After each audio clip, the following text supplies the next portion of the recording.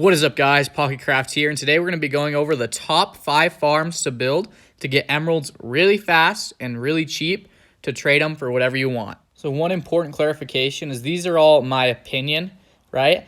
And so if there's a farm that you don't think should be included, or you think there's a farm that's better and should have been included, comment down below, let me know, and maybe I'll make a separate video about your ideas. But the first farm on our list, in my opinion, is an iron farm. So iron farms are so good for literally everything. You'll hear me talking about these all the time. And I'm going to be honest, I didn't build an iron farm for a really long time because I was worried. It seemed really complicated. It seemed hard. I didn't know if I could do it, right? But honestly, it is so easy. I figured out how to do it, found a really easy tutorial. I have it up right now, and you've got to make an iron farm. It's so good. It'll get you so much iron so fast. It'll also get you string, which you can trade. And then string can be traded with Fletchers and fisherman villagers. And then iron can be traded with armorers and toolsmiths and weaponsmiths. However, even though this gets a lot of iron, iron is one of the most useful items in the game. And so you probably don't want to be trading away all of your iron because there's so many other things you can do with it. And so there are some other farms on this list that are better for just trading purposes. And so we'll get into those right now. One important thing I forgot to mention is I won't be going over tutorials in this episode. However, I do have tutorials on like all of these. And so right now I'm just going to list them, but I'll put tags up. So look at the top right corner and I'll give a link to every single tutorial. But the next one is honestly so good. It's an automatic crop farm powered by villagers. And if you look at this thing here, I emptied this like not that long ago. And it's already just stocked full of potatoes and beetroot, which can all be traded with villagers. And I haven't added carrots to this yet, but I'm going to because that can be traded as well. Honestly, this is so powerful. If you got yourself just like 5, 6, 7 farmer villagers, then you could completely trade away all of this. And I mean, this just grows on its own, right? Like you don't have to do anything. These guys just build this by your base. It'll be running all the time. You'll get so much, and it's all just free emeralds that you can trade for diamond armor and all sorts of other stuff. And along with lots of farmer villagers, that also includes our next farm that we're going to talk about. Actually, one quick insert before we go on to the next farm. So the tutorial that I have linked, I made a few minor tweaks to it in the episode of the survival guide that I have out. And that probably will come out a little bit after this video actually does.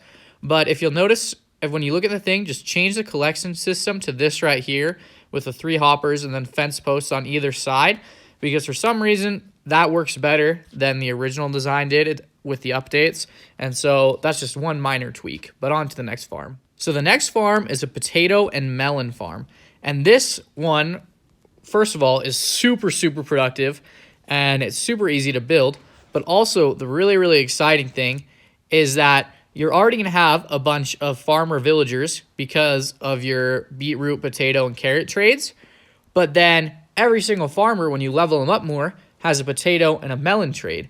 And so you can just have like 10 farmer villagers. And even if you don't do the other farms on this list, if you just do the automatic crop farm and then this pumpkin and melon farm, you'll be so set. Just with like 10 villagers like that, maybe even build like 2 of these, and you could get so many emeralds you won't even know what to do with them. And I actually have 2 different melon and pumpkin farm tutorials. And so one of them will be coming out a little bit later, and I'll link that above right now to see if it's already out. And then the one I linked previously is my older design. The other one is a little bit better, but both work perfectly, so you could use either. I actually have a bonus farm for you guys. So this one right here, as you can see, it reminds us that if we're enjoying the video, that we should smash the like button. And so you guys should do that as well if you're enjoying this video. So for our next farm here, I'll turn it off really quickly because it's a little bit loud. But I probably shouldn't pick favorites, but I'm going to be honest. This is my favorite one that I'm going to show today. And like, honestly, you guys, you need to build this farm. And so to be fair, I'll be honest. I have recorded the video for this, but it won't be, it's published. It's scheduled to publish not for a little longer. So it won't be out for a little while. And so if you guys want to build this farm, just comment down below if you want it right now. And I can make another quick tutorial and have it published a little bit earlier because this episode is going to be part of the survival guide series and it'll come out a little bit later. But what it is it's an automatic mob farm. And so you absolutely need one of these. It's not only an automatic mob farm, it has a trident killer in it. So it's an automatic mob and XP farm. And so the thing I love about this one is it's great for villager trading, but not only is it great for villager trading, it's great for so much else.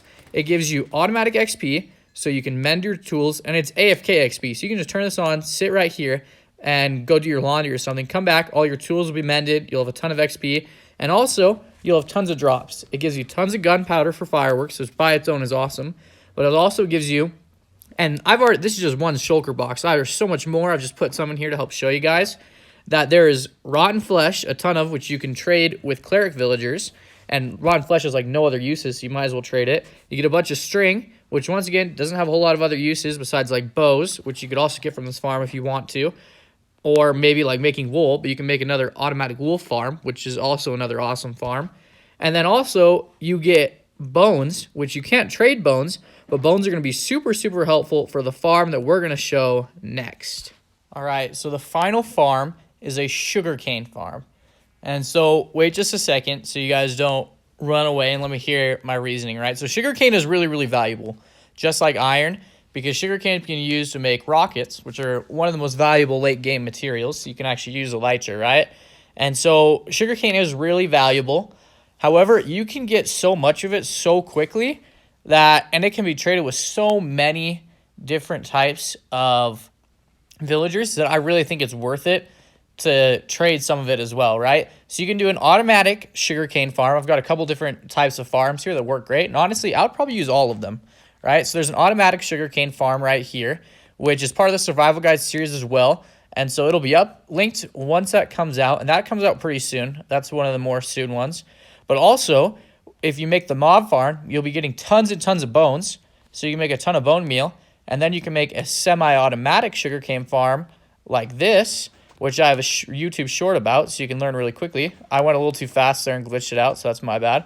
But one like this is honestly the best. If you have a ton of bones, you can get stacks upon stacks of sugarcane so fast like this. And then in all honesty, sugarcane grows fast enough. You can just have a manual farm like this. Put a bunch of it together next to water, and you can get a ton of sugarcane so quickly. And so in all honesty, I would totally do a sugarcane farm, probably all 3 of these, and you can get a ton of sugarcane really quickly. And so these are my top 5 favorites, at least in my opinion. I think these are the best farms to make to get emeralds super fast so you can trade with villagers whenever you want. And so if you guys have a different idea, please comment down below. Let me know. But if you enjoyed this video, if you learned something, please consider giving it a like and subscribe to the channel if you're new. But thank you all for watching, and I hope you have a great rest of your day. Bye.